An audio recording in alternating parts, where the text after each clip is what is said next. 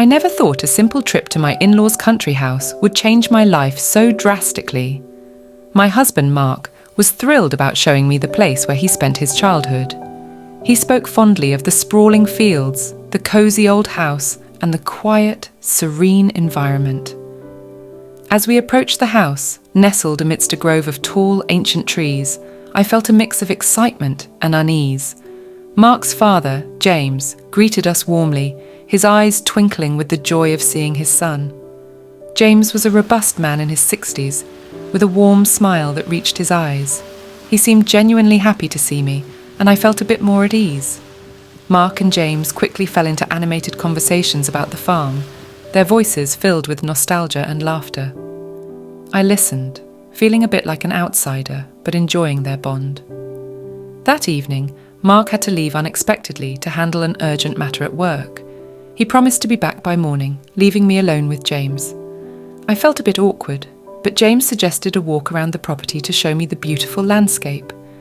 We walked through the fields, the sky painted in hues of pink and orange as the sun set. James shared stories of his youth, the hard work on the farm, and his dreams for its future. His voice was calm and soothing, and I found myself relaxing in his presence. As we reached a small lake at the edge of the property, James suggested we sit by the water. The lake was surrounded by willow trees, their branches swaying gently in the breeze. It was a peaceful, almost magical place. We sat in silence for a while, watching the water ripple and the last rays of sunlight dance on its surface. Then, James began to speak in a softer, more reflective tone. He talked about his loneliness since his wife passed away, how the farm had become a place of solitude rather than the vibrant family home it once was. His vulnerability touched me deeply, and I felt a surge of empathy for him. He turned to me, his eyes filled with a mix of sadness and longing, and admitted that he had developed feelings for me. I was stunned, my mind racing with conflicting emotions. I felt sympathy for his loneliness, but also a sense of betrayal towards Mark. Before I could react, he leaned in and kissed me. It was a brief, hesitant kiss, but it left me reeling. I pulled away, my heart pounding, and we sat in awkward silence for a moment. James apologized, his voice trembling with regret. He explained that he hadn't meant to make me uncomfortable, that he was just overwhelmed by his feelings and the solitude he had been enduring. We walked back to the house in silence, each lost in our own thoughts. The next morning, Mark returned, cheerful and oblivious to the tension between his father and me.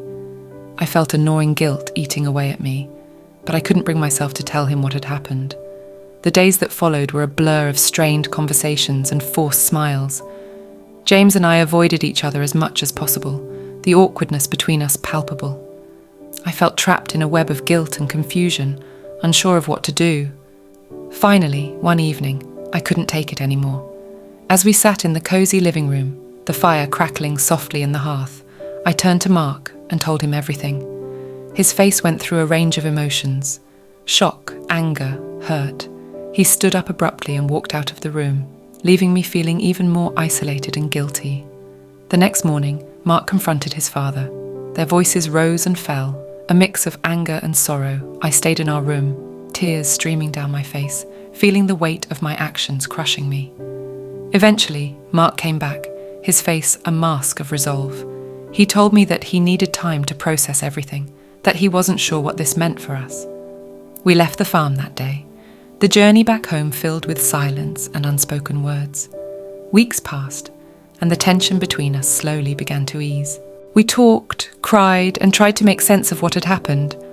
Mark decided to forgive me, but our relationship was forever changed. We worked hard to rebuild the trust that had been shattered, to find a new normal. As for James, we kept our distance. The bond between father and son was strained, and our visits to the farm became rare and brief. It was a painful reminder of how fragile relationships can be, how easily trust can be broken. In the end, we emerged stronger, but the scars remained, a testament to the mistakes we made and the lessons we learned.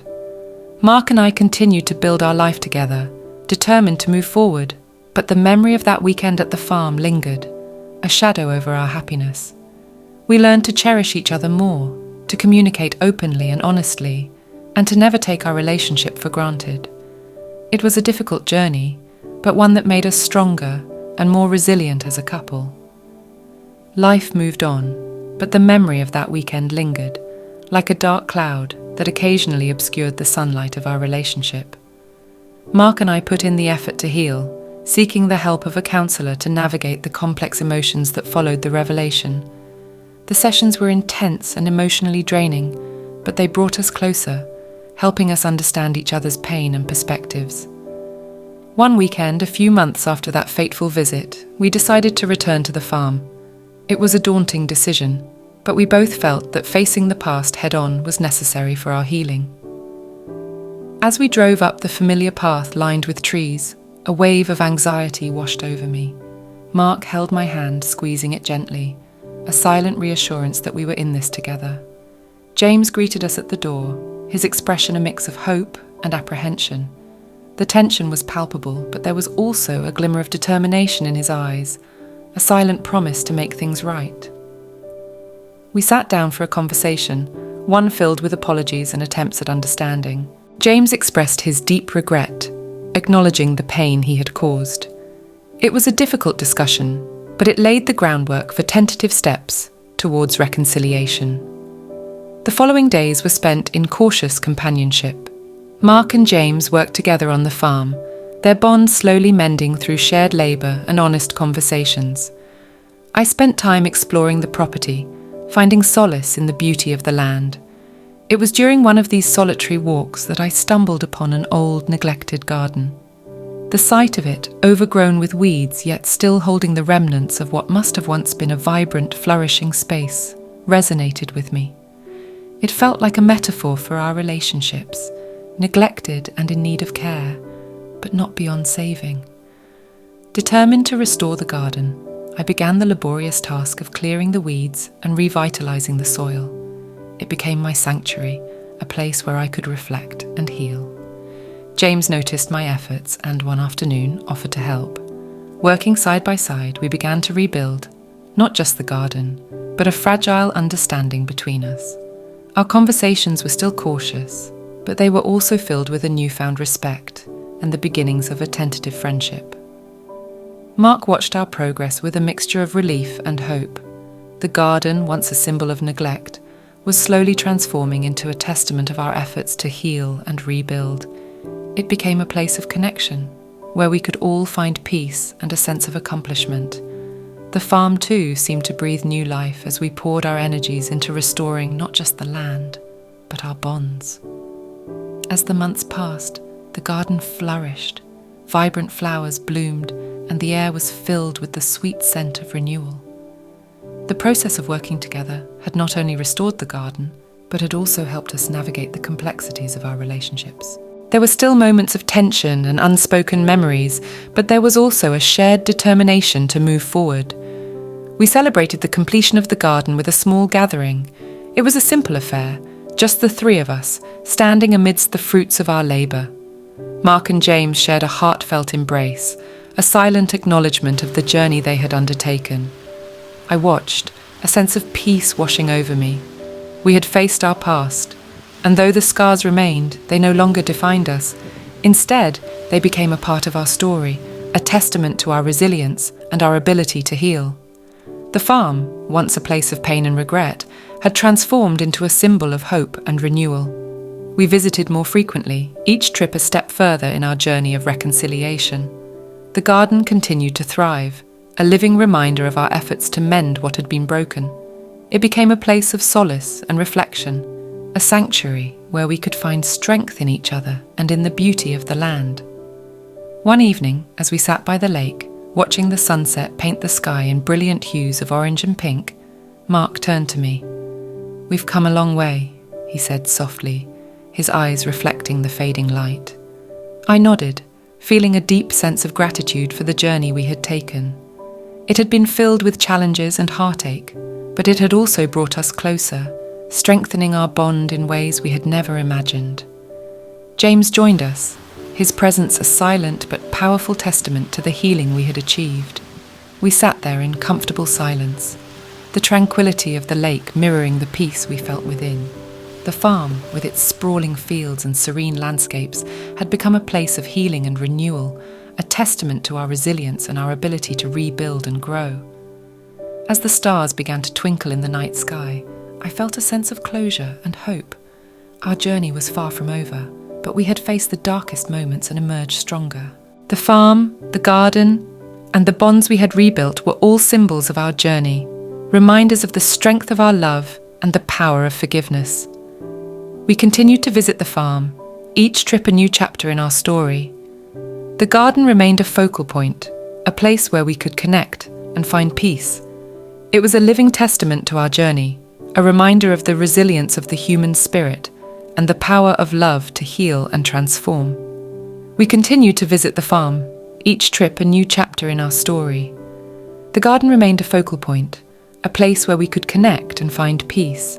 It was a living testament to our journey, a reminder of the resilience of the human spirit and the power of love to heal and transform. Over time, the awkwardness and tension that had once marked our interactions with James began to fade. The shared efforts in the garden and around the farm helped to mend the fractured relationship.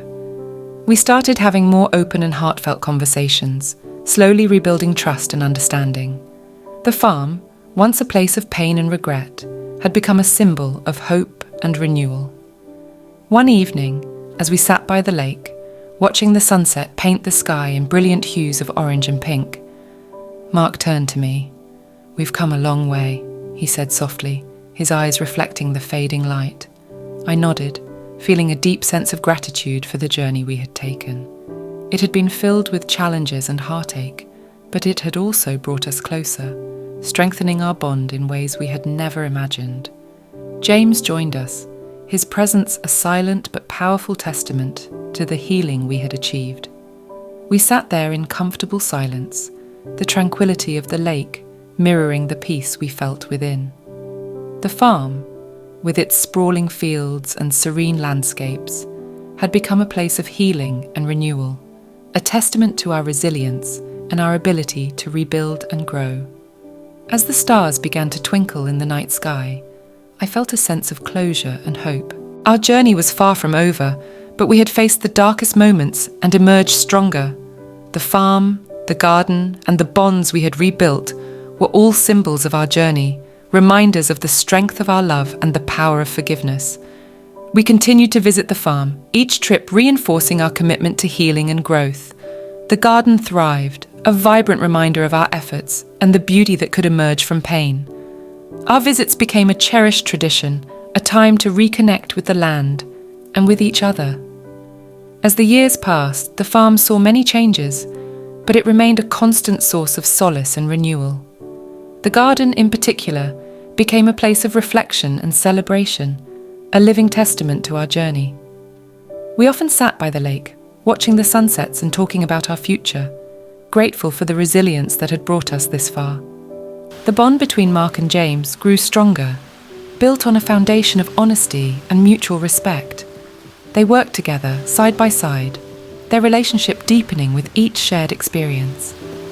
I found my place in this evolving dynamic, supporting and being supported, finding strength in the love that surrounded us. Life continued to present its challenges, but we faced them with a renewed sense of purpose and unity. The farm, with its tranquil beauty, and the garden we had nurtured, stood as a symbol of our journey, a reminder of the power of love and forgiveness. Our story, once marked by pain and betrayal, had transformed into one of resilience and hope. We embraced each new day with gratitude, knowing that the bonds we had rebuilt were stronger than ever. The farm remained a sanctuary, a place where we could find peace and reflection, a testament to the journey we had undertaken and the love that had guided us through.